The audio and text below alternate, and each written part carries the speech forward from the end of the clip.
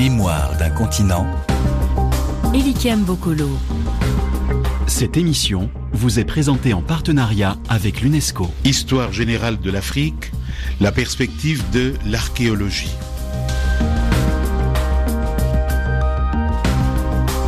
Histoire générale de l'Afrique, voilà une grande aventure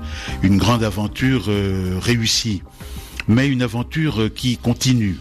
Une aventure qui continue parce que l'aventure a été au départ une aventure intellectuelle qui bien sûr n'est pas achevée. Ça a été aussi une aventure politique dont les fruits sont encore attendus, puisque les États africains ont soutenu le projet de lancement de l'histoire générale de l'UNESCO. Ils ont décidé de l'inscrire dans un certain nombre de textes fondateurs, notamment en 2006, dans la charte de la Renaissance africaine, où il est dit très clairement que la construction de l'identité africaine va reposer sur les acquis de l'histoire générale de l'UNESCO. Je me trouve aujourd'hui à Luanda où nous sommes réunis dans le cadre du comité scientifique chargé du 9e volume de l'histoire générale de l'UNESCO. L'histoire qui a été écrite en 8 volumes, plus les études et documents. Le 9e volume, comme dans toute recherche scientifique, n'est pas seulement une mise à jour, c'est aussi un volume dans lequel de nouvelles perspectives, des ouvertures vont être opérées. Et j'ai au micro de Mémoire d'un continent l'homme de la situation, puisque c'est Augustin Hall qui est le président de ce comité scientifique international chargé du 9e volume de l'histoire générale de l'UNESCO. Le titre est un peu long, mais en réalité le 9e volume en question n'est pas un volume en un volume, c'est un volume en plusieurs volumes. Il y aura les nécessaires actualisations, puis les ouvertures vers des thématiques nouvelles. Augustin Hall, bonjour. Bonjour. Vous êtes professeur des universités, professeur à l'université Paris-Ouest, connue aussi comme l'université de Paris-Nanterre. Et parmi vos fonctions, il y a aussi celle de directeur adjoint de la section sciences humaines et de la société du CNRS, le Centre national de la recherche scientifique français. Vous êtes archéologue, mais nous verrons dans la discussion que, au fond, les archéologues sont des historiens nécessairement, même si les historiens, eux, ne sont pas toujours des archéologues. Et vous venez de publier au CERDOTOLA, le Centre international de recherche et de documentation sur les traditions orales et les langues africaines, qui est basé à Yaoundé au Cameroun. Vous venez de publier là-bas un très beau livre, Africa, the Archaeological Background, l'Afrique, on va dire la perspective archéologique. Livre important puisque vous abordez dans ce livre des thématiques qui ne sont pas toujours bien traitées dans les livres d'histoire de l'Afrique et qui, par rapport aux 8 volumes de l'histoire générale de l'Afrique, a été abordé dans les 2 premiers volumes qui, évidemment, maintenant, presque 30 ans, 35 ans après, se trouvent très largement dépassés par les avancées de la science. Donc, l'un des problèmes de l'archéologie, c'est que pendant longtemps, les archéologues n'étaient pas seulement des étrangers, ils avaient aussi une vision qui faisait presque tout venir de l'extérieur, qu'il s'agisse de la domestication des plantes, de l'élevage, des cités, etc.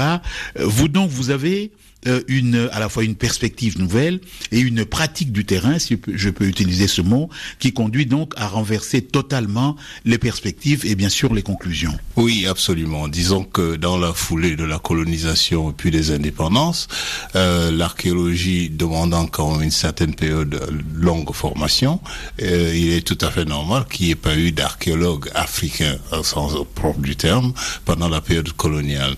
Donc l'archéologie de l'Afrique a été écrite selon une perspective des dominants coloniaux et bien évidemment on faisait venir tous les progrès, que ce soit la métallurgie, que ce soit l'agriculture, que ce soit l'art, on faisait venir du Moyen-Orient dans une très très belle expression que l'on a qui se formule à peu près de la manière suivante: ex oriente lux, c'est-à-dire la lumière nous vient de l'Orient. Et les travaux qui ont commencé à être menés dans les années 60 n'ont pas changé radicalement cette perspective parce qu'il y en avait assez peu. Et c'est au cours des 20 dernières années, par la multiplication des travaux dans différentes parties du continent, on arrive maintenant à avoir des visions très diversifiées, très dynamiques et tout à fait nouvelles de l'origine des économies de production, dans ce cas, les agricultures et les pastoralismes sur le continent africain. Bon, une question peut-être, comme beaucoup de nos auditeurs sont de jeunes à la recherche de quelles études faire et peut-être quels emplois, on est quand même un peu étonné par le décalage qu'il y a entre les historiens, les anthropologues, les sociologues, qui sont relativement nombreux sur le continent, et les archéologues qui, à ma connaissance, sont quand même peu nombreux. Quel est le problème qui expliquerait cette relative rareté des archéologues africains par rapport à l'archéologie de l'Afrique? Oui, par rapport aux disciplines qui viennent d'être mentionnées, l'archéologie est chère.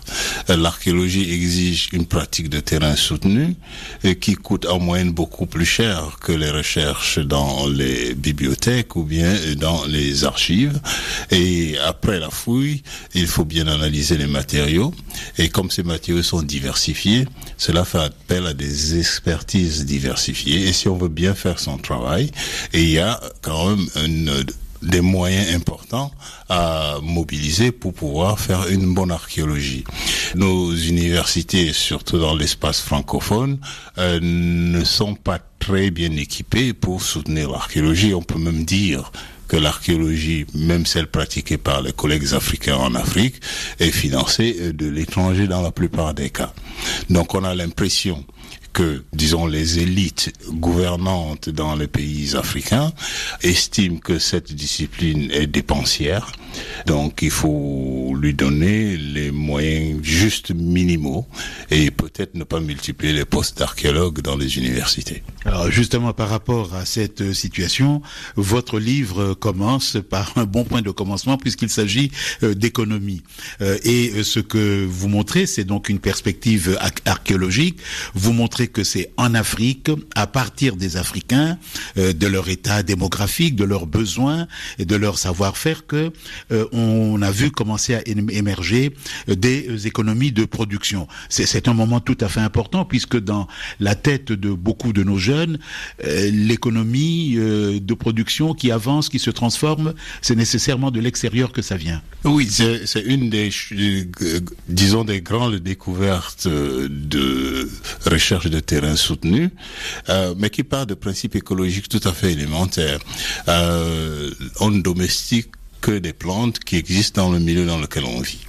Et donc, l'idée initiale, même selon laquelle le principe ou l'idée de l'agriculture serait venue de l'extérieur et que les Africains l'auraient appliquée à leurs plantes locales, ne tient pas la route de ce point de vue parce que les Africains ne connaissaient pas du tout le cycle de reproduction du blé.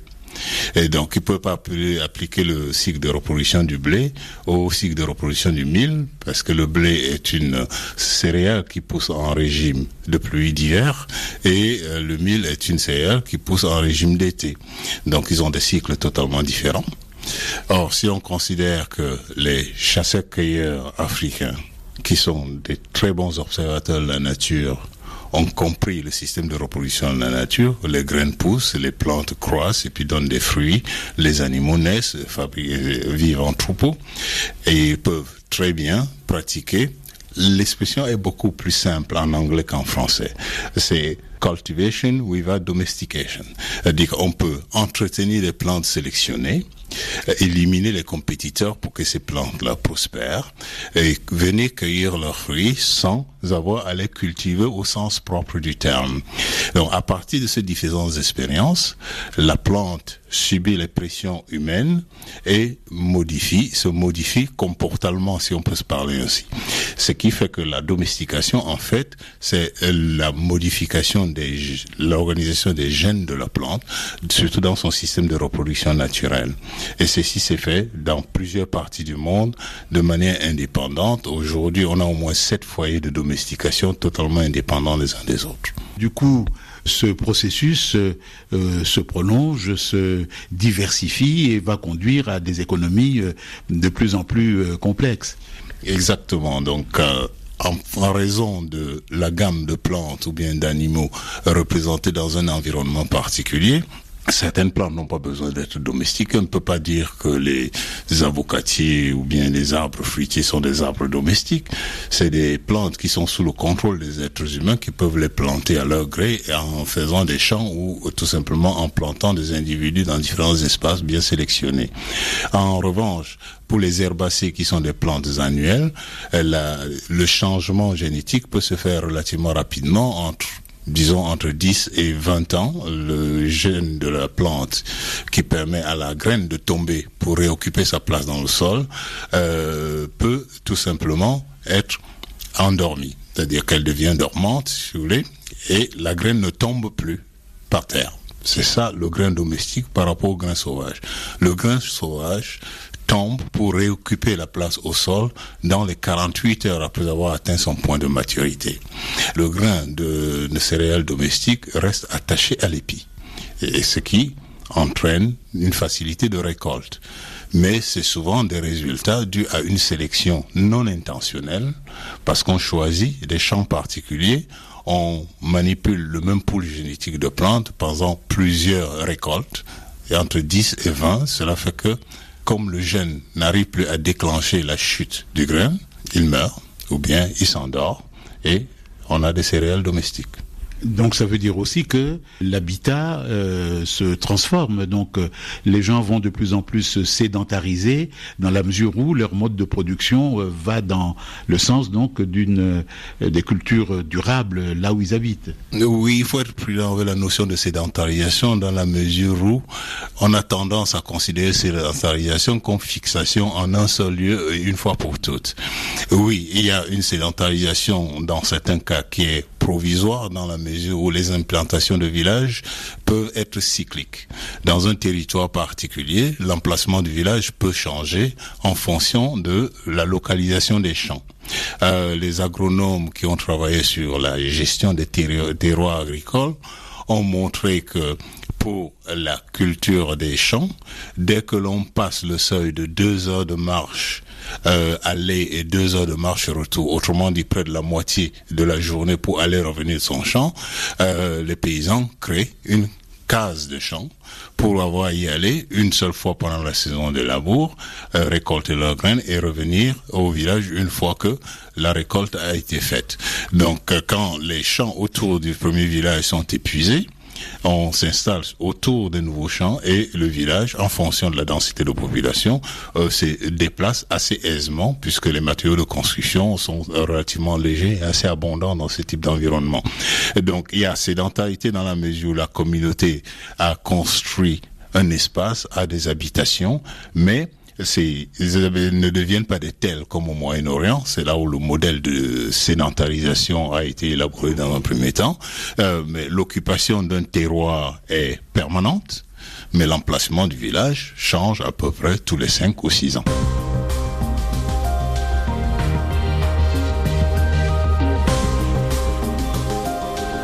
Mémoire d'un continent.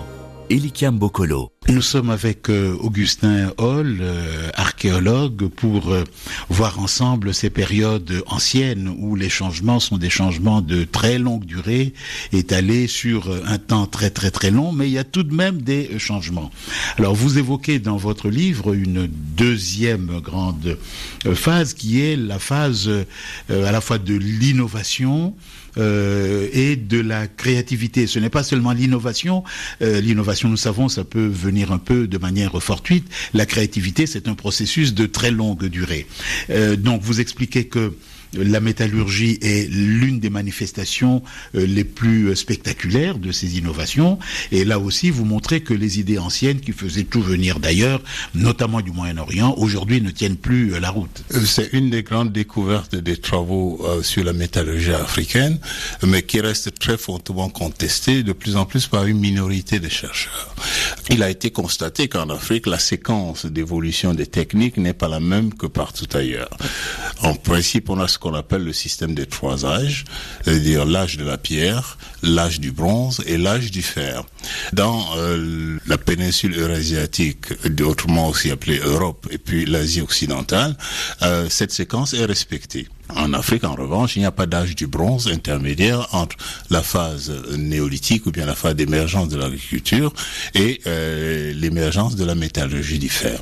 Donc, les recherches récentes faites par Étienne Zangato, qui est mon ancien étudiant, et moi-même, montraient que autour de la marge septentrionale de la forêt équatoriale humide, il y a des sites de production de fer, de réduction et puis de forge, à la fois en Centrafrique, mais aussi au Cameroun, sur le segment oriental du plateau de l'Adamawa, qui date d'à peu près 2200 ans avant l'ère commune, soit à peu près un millénaire avant l'apparition de la métallurgie dans le pays hittite où elle était censée avoir été inventée. Ces résultats ont été publiés dans les revues les plus cotées du monde aujourd'hui. Dans l'une, ce travail a donné lieu à un débat. Il y a 4 chercheurs qui ont participé à ce forum. Il y en a certains qui, tout simplement, ne trouvant pas d'objection sur les techniques, sur les méthodes de fouille, sur l'analyse des données, se disent, écoutez bien cette objection, c'est tout simplement trop vieux. Donc, ça veut dire que c'est tout simplement dans l'esprit qu'on ne s'attend pas à ce qu'il y ait un foyer d'innovation qui ne rentre pas dans le schéma admis, ce qui est vraiment très loin d'être une attitude scientifique, bien sûr. Augustin Hall, il y a tellement de choses à dire que je voudrais qu'on rattache à cette histoire matérielle, une histoire, disons, qui est à la fois matérielle puisqu'elle se matérialise par des sites, par des lieux, mais qui renvoie à d'autres niveaux, la spiritualité, la culture, parce que vous montrez que au même moment, nous avons des pratiques funéraires qui se développent, qui se mettent en place, avec notamment les mégalithes, donc les grandes pierres, et vous expliquez dans de très belles formules que nous avons là 2 phénomènes, à la fois la monumentalisation et aussi la mémorialisation. Donc ça n'est pas seulement le travail de la pierre pour garder les morts, mais aussi c'est la construction d'une mémoire collective qui va passer de génération en génération. C'est exactement ça, un des changements dans l'analyse des pratiques funéraires, c'est que au lieu de passer notre temps à décrire la manière dont les morts sont déposés dans les tombes, dont les tombes sont orientées en comptant le nombre d'ossements, c'est essayer, après avoir analysé tous ces paramètres matériels de la tombe, essayer de comprendre pourquoi. C'est une question très difficile en science, le pourquoi. Et les mégalithes demandent une somme de travail extraordinaire pour pouvoir être créés, polis, accumulés, transportés et plantés dans des sites. Donc la question que l'on se pose, pourquoi des communautés de paysans investissent tant de travail dans la production de ces monuments-là? Bien sûr, pour y répondre, on passe par plusieurs aspects analytiques. 1. L'emplacement de ces cimetières. Ces emplacements ne sont jamais neutres. Dans la zone de Sénégambie où je fais mon travail récent, les cimetières se constituent en grappes le long des cours d'eau. Donc la première grande hypothèse que l'on peut proposer, c'est qu'il s'agit d'avoir accès à cette denrée vitale qu'est l'eau et que les cimetières donc au bord de l'eau marquent le territoire d'un groupe particulier qui a accès à l'eau dans ce coin-là. La deuxième question que l'on se pose, c'est pourquoi la complexité des pratiques funéraires dans le cas du mégalithisme. Ça, c'est extrêmement varié. On a des inhumations primaires, c'est-à-dire quand la personne décède, on l'enterre entièrement sans enlever une seule partie anatomique de son corps. Les inhumations sont dites secondaires quand il y a des inhumations à plusieurs temps.